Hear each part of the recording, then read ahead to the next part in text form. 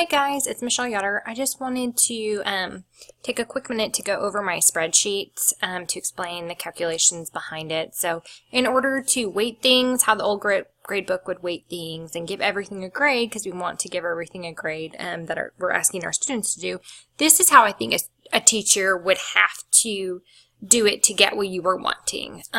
So I did two case students. The first student is an 11th grader in Odyssey, where the teacher wanted to weight the core at 60%, her PLP and Plato at 20%, essays at 10%, and meetings at 10%. So you'd set up your initial weighting up here. And then I started at week 8, and this is where the student was, 37% in core, 20% in PLP. They've completed 1 out of 4 essays, so this will pull the 1 out of 4, and so they've done 25%. And they've already attended half of their meetings. Then to figure out the current percent complete, since the gradebook's not going to do it, I would have to take my weightings that I did times where they are right now, and that would be their current percent complete in each of the 4 things I'm using to do their grade and percent complete for, I think this was English, yes. And so you just take the core times where they are and you get that. And then add them all together and you get your overall percent complete. Now on week 9, now she's at 45%, 25%, 50, and 50. And it does the same thing. I would take the core where they're currently at, multiply it times my weighting to get my percent complete. So in the new gradebook, I would have to every week, the core is already there, so then I'd add the PLP, the essays, and the meetings, because they don't stay, now they go away. So every week I'd have to put this, and then I'd have to calculate the difference in percent complete from week to week. And so this is what I would put from week 8 to week 9 in the gradebook.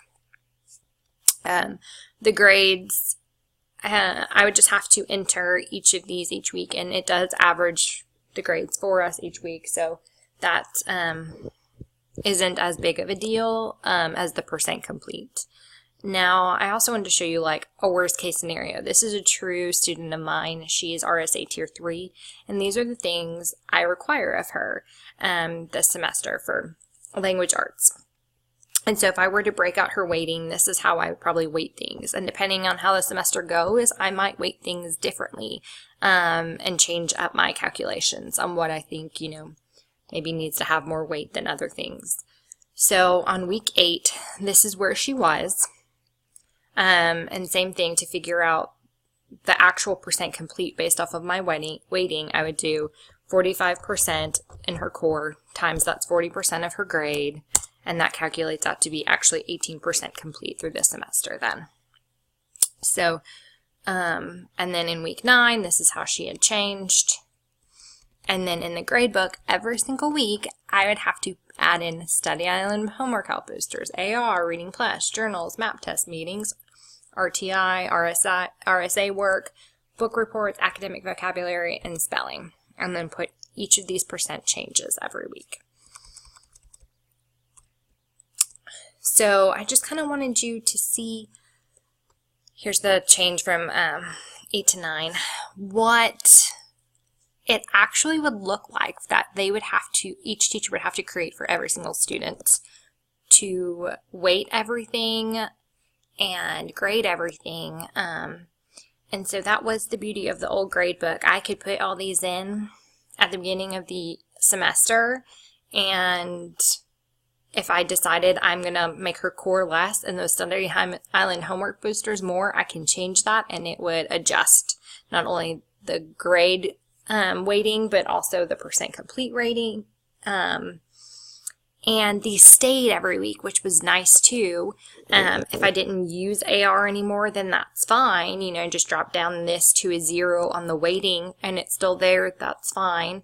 But I wouldn't have to add these in every week. So for this student, right now in the gradebook, I'm putting in her core, and I have all this in a paper gradebook that I'm tracking, and I will do this calculation at semester to make sure we finished everything, we are where we are, that that we've mastered what we need to master, and then I will, you know, inflate, deflate grade based off of that.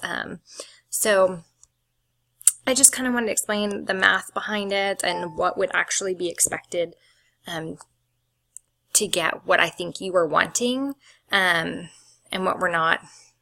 A lot of teachers just aren't sure how to give that to you. So I hope this helped. Please let me know if you have any questions or need a better explanation. Thank you.